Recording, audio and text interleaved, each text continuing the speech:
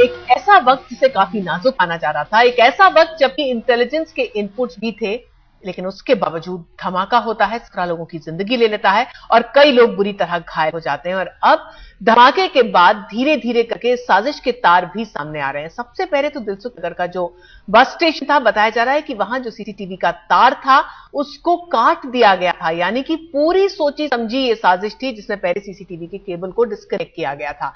साथ ही साथ आतंक के 3 चेहरे, 3 आतंकवादियों के जो नाम सामने आ रहे हैं वो भी पुलिस ने जारी कर दिए हैं ताकि मदद मिल सके इनको पकड़ने में। यासीन भटकल का नाम सामने आ रहा है, इंडियन मुजाहिदीन का नाम सामने आ रहा है, और दूसरी तरफ वो तस्वीरें जो धमाके के बाद, चलिए हम आपको दिखाते हैं कि किस तरह से पूरी की पूरी तहकीकात आज तक के रिपोर्टर्स ने की। जैसे ही धमाका हुआ हमारी पूरी टीम्स वहां मौजूद थी और हमने जाके जानने की कोशिश की कि कैसे इतनी खतरनाक साजिश को अंजाम दिया गया। हैदराबाद सिलसिलेवार धमाके में फिलहाल पुलिस के हाथ कुछ खास सबूत नहीं मिला है। अब पुलिस को हालांकि शक, जांच एजेंसियों को इस बात का शक है इन धमाकों को अंजाम इंडियन मुजाहिदीन के उन भगोड़ों ने दिया जिनकी तलाश में तमाम राज्यों की पुलिस और सुरक्षा एजेंसियां पिछले काफी दिनों से सक्रिय हैं। माना जा रहा है कि इस धमाके में को एक बदले की तरह देखा जा रहा है। जिस तरह से अफजल गुरु और कसाब की फांसी के बाद लश्कर ने कहा था कि वो इसका बदला लेगी, उसी से जोड़ के इन धमाकों को देखा जा रहा है कि कहीं हो ऐसा ना हो लश्कर की जो फ्रंट ऑर्गेनाइजेशन है इंडियन मुजाहिदीन, उसके उन कारिंदों ने जो कि पुलिस की गिरफ्त से दूर हैं, जिसमें सबसे बड़ा नाम तबरेज का आ रहा है, जिसकी मूवमेंट देखी गई मुंबई में करीब 3-4 दिन पहले, हो सकता है उन भगोड़ों ने मिल करके इस बड़े धमाके को अंजाम दिया हो। अभी तक फिलहाल इनके पास कोई भी पुख्ता सबूत, किसी भी जांच एजेंसी के हाथ कोई ठोस लाइन नहीं निकल के आई है। हालांकि वो उन पुराने जो सबूतों के बिना पर इस निष्कर्ष पर फिलहाल अभी तक पहुंचे हैं, हो सकता है कि लश्कर के लोगों ने इस धमाके को अंजाम दिया हो और उसके लिए फ्रंट के तौर पर इंडियन मुजाहिदीन का इस्तेमाल किया गया हो। प्रबल प्रताप सिंह, हैदराबाद, आज तक। जैसे कि हमने आपको बताया कि संवाददाताओं की पूरी टीम वहां मौजूद है। शम्स ताहिर खान ने हासिल की हैदराबाद धमाके के एफआईआर की कॉपी। एफआईआर में घटना का पूरा ब्यौरा है, कैसे घटना हुई, इसकी सूचना कब मिली और किस तरह से इस पूरी साजिश को अंजाम दिया गया। शम्स ताहिर खान से सुनिए घटना का पूरा ब्यौरा। 146/2013, जी हाँ, ये एफआईआर नंबर है हैदराबाद में हुए गुरुवार शाम दोहरे धमाके का। ये एफआईआर और इस एफआईआर में क्या कुछ है हम आपको बताते हैं। ये एफआईआर जो है, मैं अपने कैमरामैन से कहूंगा कि दिखाएं। गड्ढा गोल्ला आनंद, जो कि यही इसी इलाके के रहने वाले हैं, दिलसुख नगर के, इनकी कंप्लेंट पर एफआईआर दर्ज की गई है। और इस एफआईआर के मुताबिक शाम करीब 7:05 पर अचानक धमाके की आवाज आती है और ये धमाका हुआ था दिलसुख नगर मॉडल बैंक और उसके साथ ही उसके पीछे टिफिन सेंटर राजीव चौक, दोनों थोड़ी ही दूरी पर है, वहां धमाका होता है। कंप्लेंट करने वाला बताता है कि धमाके के बाद जैसे ही धुआं छटता है और वो जाता है तो देखता है वहां 7 लाशें पड़ी। इसके बाद पुलिस को कॉल की जाती है, पुलिस आती है, जांच होती है। अब आपको बताऊं कि इस पूरे मामले में पुलिस ने क्या क्या धाराएं लगाई हैं। अंडर सेक्शन आईपीसी की हम बात करें तो 146/213 FIR number 324, 326, 307, 302, 124A, 153A, 201W, 120B, IPC section 3 और 5। इसके अलावा जो एक्सप्लोसिव सब्सटेंस एक्ट है वो भी इस पर लगाया गया है। लेकिन इस एफआईआर की खास बात यही है, चूंकि अभी तक इस मामले में कोई पकड़ा नहीं गया, कोई चश्मदीद नहीं है जिसने बम रखने वाले को देखा है, इसलिए ये एफआईआर गुमनाम लोगों के खिलाफ नामजद किया गया है। शम्स ताहिर खान, हैदराबाद, आज तक। हैदराबाद धमाकों की शिकार हुए लोगों के परिवार वाले बेहाल हैं। जिस किसी ने भी उनका दर्द देखा दहल गया। किसी ने बेटी को खोया है तो किसी ने परिवार के मुखिया को खो दिया है। आज तक संवाददाता अंजना कश्यप ने बातचीत की पीड़ितों से। अच्छा, रजिता आपकी बेटी है? इधर। कितनी उम्र है आपकी बेटी की? 23 है। क्या हुआ, कैसे हुआ? वो बस स्टैंड में जो खड़ा है, काम का बस आ गया, इधर पेपर लेने का है, वो प्रोजेक्ट का वर्क का एमबीए तो आज प्रोजेक्ट सबमिट करने का लास्ट डेट है बोल के आ गए। बोल के एडिशनल आके वो पेपर कलेक्ट करके बस स्टैंड पे बैठा। स्टेशन पे बैठने के बाद 5 मिनट को फेल बस हो गए। क्या हुआ उनको, कहाँ कहाँ चोट आई? वो पाम टूट गया, वो हाथ में टूट गया, इधर टूट गया, निकाल दिया, पाम निकाल दिया। पाँव उसका काट के निकाल दिया बेटी का? हाँ, बेटी का निकाल दिया। ऐसा हो गया। एक पैर गया है? एक पैर गया, राइट लेग। और क्या हुआ है? और कुछ नहीं, इधर पड़ा है तो इधर मारा, इधर मारा, डर है वो, डर रहे और नीचे गिरा। क्या बोल रही है वो आपको? क्या बोल रहे हैं अभी? पेना बोल रहे, गोरे ऐसा खींच रहे बोल के, पाम खींच रहे बोल के बोल। शादी होने का लड़की है उस कंट्री में, वो एमबीए करने के बाद क्या क्या सपने देखे थे आपने बेटी के? क्या क्या सपने देखे थे, ड्रीम देखे थे आपने? बेटी को पढ़ाना है, उसकी शादी, क्या क्या सोचा था? वो एमबीए के पढ़ने का है, वो जो जॉब करने का है सोच के इधर पढ़ा है, 2 साल का इधर वो हैदराबाद सिटी में, हैदराबाद सिटी का गए।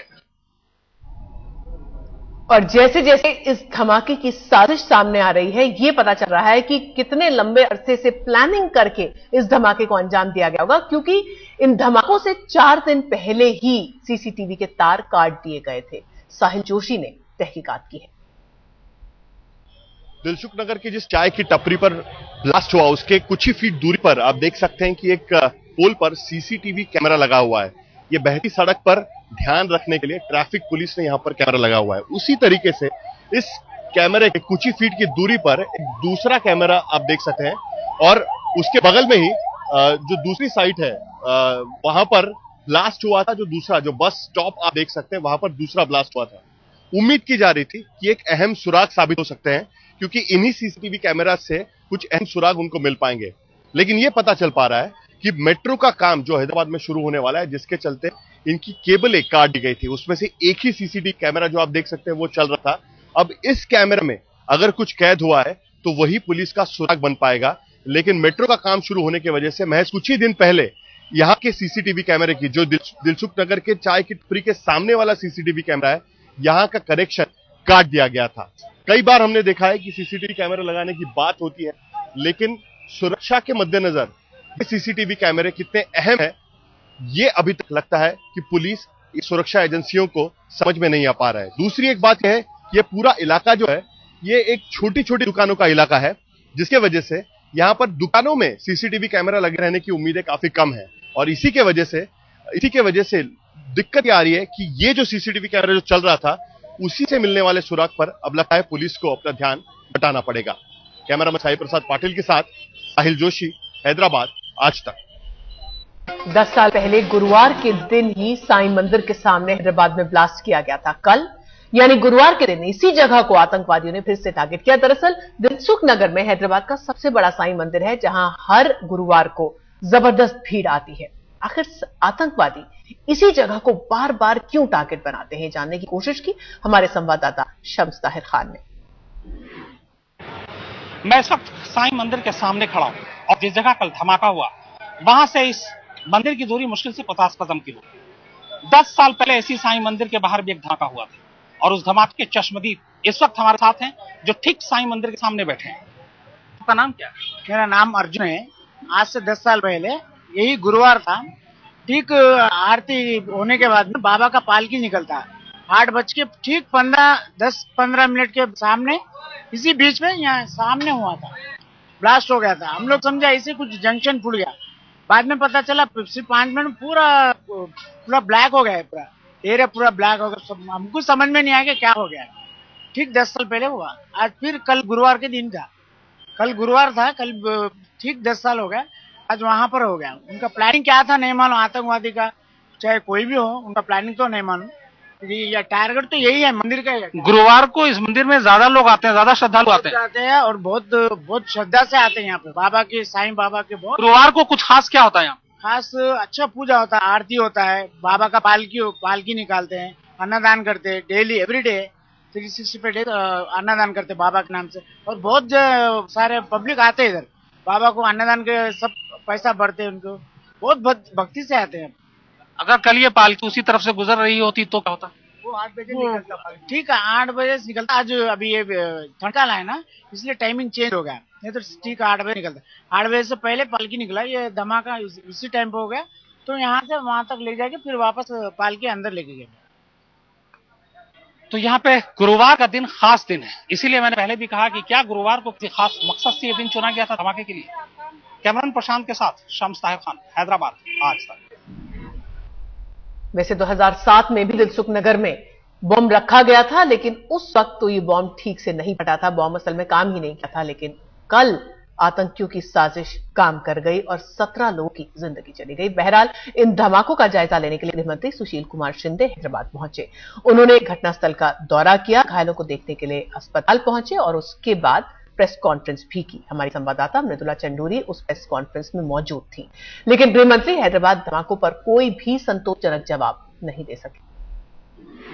गुरुवार के रात हुए बम विस्फोटों के बाद केंद्रीय गृह मंत्री सुशील कुमार शिंदे हैदराबाद पहुंचे, घटनास्थल का दौरा किया और अस्पताल में घायल लोगों से भी जाके मिले। शिंदे का कहना था कि राज्य और केंद्र सरकार की जांच इस पूरे मसले पर शुरू हो चुकी है, लेकिन वो ये बात कहते मुकर गए कि आखिर कितना वक्त लगेगा इस जांच को पूरी होने में और आखिर शक की सुई किस पर जाके रुकती है। कौन थे वो लोग जिन्होंने इस भयंकर हादसे को अंजाम दिया, जहां 15 लोगों की मौत हो चुकी है और 120 से भी लोग ज्यादा घायल है। कैमरा पर्सन दामोदर के साथ मृदुला चंडूरी, हैदराबाद, आज तक। हैदराबाद धमाके से पहले गृह मंत्रालय के पास इनपुट्स थे। मुंबई पुलिस ने इंडियन मुजाहिदीन के कुछ आतंकियों को लेकर अलर्ट भी जारी किया। हैदराबाद धमाकों में उन्हीं आतंकियों पर शक की सुई घूम रही है। मुंबई से आज तक संवाददाता मुनीश पांडे की यह खास रिपोर्ट। हैदराबाद में हुए बम धमाकों के तार खुलना धीरे धीरे शुरू हो गए हैं, लेकिन एक बड़ा सवाल भी खड़ा हो रहा है कि क्या सुरक्षा एजेंसियों को जिन आतंकियों ने काम किया हुआ है उनके बारे में जानकारी थी। ये सवाल इसलिए भी खड़ा हो रहा है क्योंकि महाराष्ट्र एटीएस ने कुछ दिन पहले ही उन संदिग्धों की तस्वीरें जारी की थी, जिसमें कि उनको बताया गया था कि इन्होंने आतंकी गतिविधियों को अंजाम दिया हुआ है। सबसे पहला नाम यासिन भटकल का, उसके बाद जो दूसरा संदिग्ध बताया जा रहा है तबरेज, जो कि उत्तर प्रदेश के आजमगढ़ का रहने वाला है, वो इसमें शामिल होना बताया जा रहा है।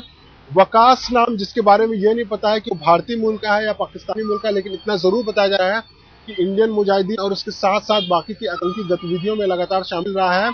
उनकी तस्वीरें जारी की थी महाराष्ट्र एटीएस ने और उसके बाद उनके ऊपर 10 लाख रुपए का इनाम रखा था। लगातार ये बातें महाराष्ट्र एटीएस कह रहा था कि ये जितने भी वांटेड चेहरे आपके सामने मौजूद हैं, ये कहीं ना कहीं लगातार बम साजिशों को अंजाम देने के लिए आतंकी संगठनों से जुड़े हुए हैं। क्या ये जो आतंकी हैं उसकी जानकारी अगर महाराष्ट्र एटीएस को थी तो उसने जो सेंट्रल एजेंसीज हैं, एनआईए है, दिल्ली पुलिस है, हैदराबाद है, बेंगलोर है, उन एजेंसियों को क्या इस बारे में जानकारी दी गई थी? अगर जानकारी दी गई थी और जैसा कि बताया जा रहा है कि उन्हें कुछ दिन पहले देखा गया था वहां पे आतंकी गतिविधियों के चलते, तो क्या उस बारे में सुरक्षा एजेंसियों ने कोई कदम उठाया? उनके पास जानकारी थी? ये वो आरोपी हैं जिनके ऊपर कई बम धमाकों के आरोप हैं, 13/7 के ब्लास्ट हैं, पुणे ब्लास्ट है, इन बम धमाकों के आरोप हैं, लेकिन फिर भी एजेंसियों ने इसकी तस्वीरें जारी कर दी, इनके ऊपर इनाम तो रख दिया, लेकिन इन्हें पकड़ने में नाकामयाब रही और शायद यही एक वजह है कि हैदराबाद बम धमाका हुआ और उसका खामियाजा आम आदमी को भुगतना पड़ा। कैमरामैन संदीप के साथ मुनीश पांडे, मुंबई, आज तक।